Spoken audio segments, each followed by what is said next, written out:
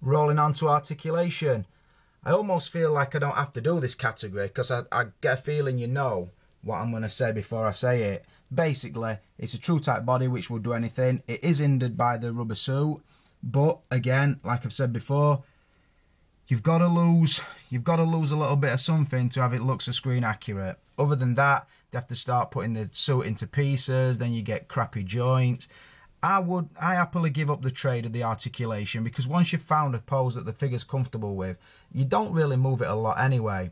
But I mean, it will pose better than the DX one did. As you can see, that's quite a spread pose and it's holding it well. Only thing obviously you notice is the ugly crease on the suit. You're going to get that. It's rubber, it's soft, it's pliable, and hopefully because it's I hope it's a good quality rubber that's not going to start leaking or going to fucking start tearing. So yeah, I'm never going to pose it like this. I'm going to have it in a pretty set pose. I want to get the body lines right, get him looking broody. That's what I'd aim for. But for the sake of this review, I'm moving him around. I'm getting to learn the figure, showing you guys what it will and won't do sort of thing. So yeah, I can't score it a 5 out of 5, obviously. But I'm not going to knock it down to a 3, simply because the body is good underneath. We all know that. The suit's going to hinder it, but like I said before, I would trade an awesome looking suit for a little bit of loss on articulation. Right, let's roll on again, brothers, to extras or accessories, whatever you want to call them. Just explain, switched up the pose, straight up and down pose, still holding the grapple gun. Just stood, tried to sort of tuck the cape behind him on that one so it's not draped down his arm as much. Changed the mouth plate as well. So I'll crack straight on. Obviously, get the awesome Batman head. I don't know if that's the standard head or the extra head. Obviously the cape comes separate, but it is his outfit. It does get one belt that holds the accessories and another belt. He obviously gets the grapple gun.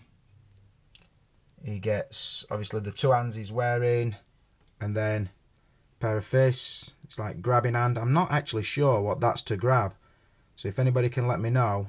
I wondered if it were for if you were to put him in tumbler or something like that, but it's not something that I need it for. Just a relaxed hand, one for the batarangs.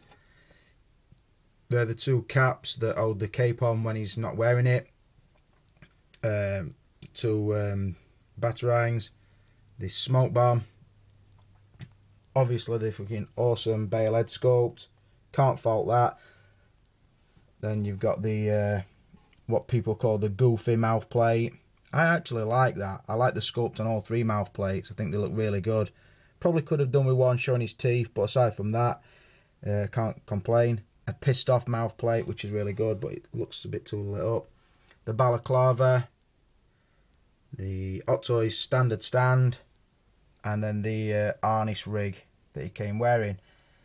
Yeah, I think also the booklet. I don't think you got any hand pegs with this, strangely. You normally do. Now, I like the extras with that. To say it's a standard figure, or classed as a standard figure, I'm more than happy with the stuff that comes with it. And by Clipper King's own rules, anything that comes with a spare outfit or a spare head, not even mentioning how awesome the fucking head is, you've got to give it a 5 out of 5.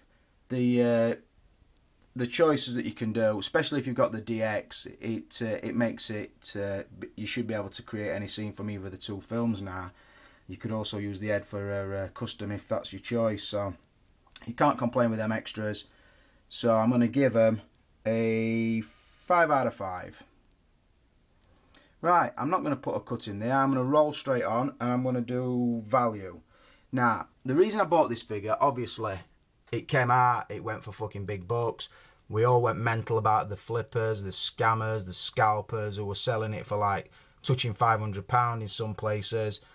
And then Sideshow came along in a nice big fat freshly squeezed fucking tall glass of fuck off juice to all them scalpers, put it on for a reasonable price.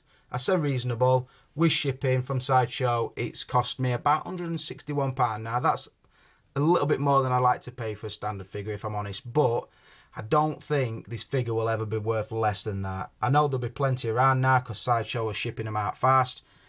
A lot of collectors got on them because they know what these Batman figures do. It is an awesome figure. I'm glad I've got it. I had to support Sideshow doing it. It wasn't a figure I was raving about, but out of the 3 exclusive Toy Fair ones they did, I think it's by far the best. Second would be the Shadow Predator, although I'd never get a Predator that only appears for like 2 seconds in a movie. And then obviously the Stealth Iron Man, I'm not going to even talk about that. So, the value. Like I said, it's more than I wanted to pay. I don't think it'd be ever worth less than that. It's obviously better than buying it for fucking £400 or £500, which I would never have done in a fucking million years. So on the value, it's a tricky one. I'm going to say a big massive thanks to Sideshow on this one, because they really butt-fucked them scalpers, and I'm going to give the value a 4 out of 5. So, to sum it up, boys, I've given this figure a 30 out of a possible 35. I'm glad I've got it. It might have fell on a bad week, comparatively speaking, because if I'm being honest, I do prefer the Indiana Jones figure. The Superman looks a good figure, and so does the Captain America, but time will tell on Superman and Captain America. I'm more than happy with this Batman. I always wanted an original costume Batman, or a Batman Begins version, whatever, and I'm buzzing I've got it. Now, one of the things behind me thinking on getting this figure was that by buying that, I can make my DX better, my DX Batman even better. And by saying that, I think if I just show you, you'll know what I mean.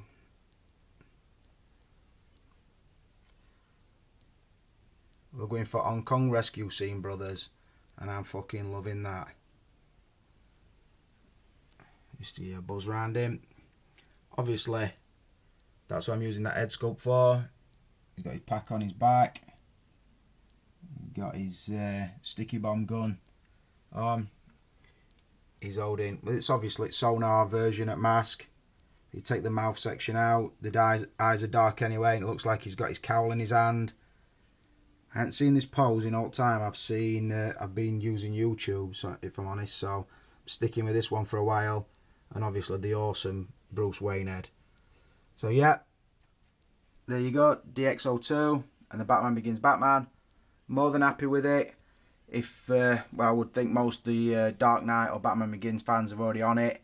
If you're not, I suggest you get on it, because it is a sweet ass figure. Not much more I can say, but this is a Clipper King, and you know the rest.